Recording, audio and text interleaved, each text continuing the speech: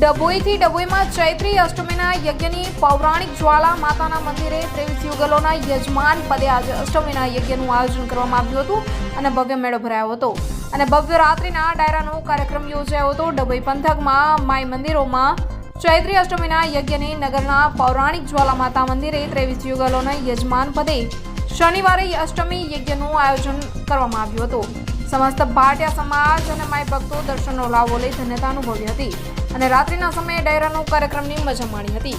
આ સાથે પંથકના મોટા ભાગના માતાજી મંદિરોમાં યજ્ઞ પૂજા આરતી સહિતના ધાર્મિક કાર્યક્રમો યોજાયા હતા। સનાતન હિન્દુ ધર્મમાં આસો નવરાત્રિ અને જ્વાલા માતાના મંદિરે 23 યુગલોના યજમાન પદે ચૈત્રી નવરાત્રિની અષ્ટમીનો યજ્ઞ યોજાયો હતો। ચૈત્રી નવરાત્રિ માતાજીની આરાધના માટે ઉત્તમ ગણાય છે। ત્યારે હાલ ચૈત્રી નવરાત્રિ ચાલી રહી છે। ભક્તો દ્વારા ઉપવાસ જ્વારા સ્થાપના માતાજીની 9 દિવસની ભક્તિભાવપૂર્વક આરાધના કરાઈ રહી છે।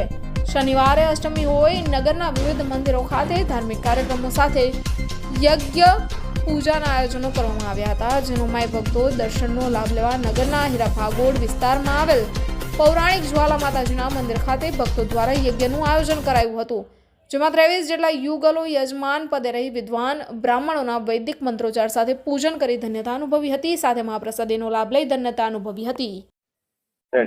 ज्वाला मात की जय। आज रोज ज्वालामुखी माताजी मंदिरे नवचंडी होम हवन वगैरह कार्यक्रम है, जेમાં વાડીઓ 211 નંગ નાખવામાં આવેલ છે। શ્રદ્ધાથી નાખી છે।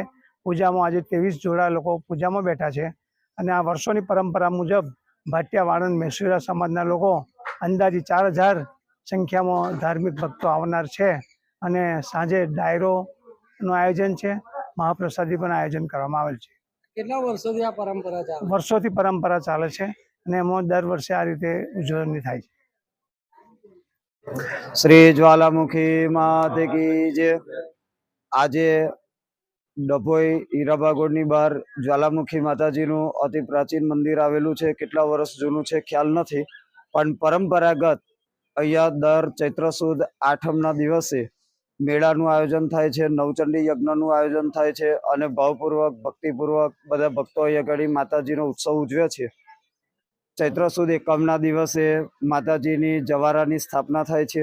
211 જવારાની સ્થાપના કરેલી છે અને પરંપરાગત મુજબ આજે ચૈત્ર સુદ આઠમના દિવસે આ નવચંડી યજ્ઞનું આયોજન કરેલું છે અને આજના દિવસે અહીં આગળ આ 23 જોડાઓ બેઠેલા છે અને ભાવપૂર્વક ભક્તિપૂર્વક માતાજીના યજ્ઞનો નવચંડી યજ્ઞનું આયોજન છે। નવચંડી યજ્ઞની અંદર પૂજા થાય છે। સાંજે મહાપ્રસાદી થાય છે, ડાયરાનું આયોજન થાય છે, સાંસ્કૃતિક કાર્યક્રમનું આયોજન થાય છે।